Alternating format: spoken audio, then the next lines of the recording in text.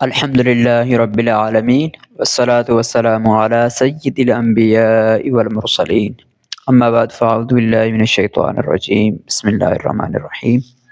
الحمد للہ مدنی قافلے کا سلسلہ ہے یقم مئی سے 3 دن کا، اور چونکہ ہمیں جانا تو بحریہ ٹاؤن تھا، لیکن کسی مسائل کی وجہ سے ہم بحریہ ٹاؤن جو ہے وہ نہیں جا سکے۔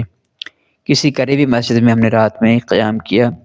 رات قیام کرنے کے بعد یہ صبح کے مناظر آپ دیکھ کر ناشتے کے، اس کے بعد پھر ہم پہنچے مسجد عمر فاروق اعظم میں۔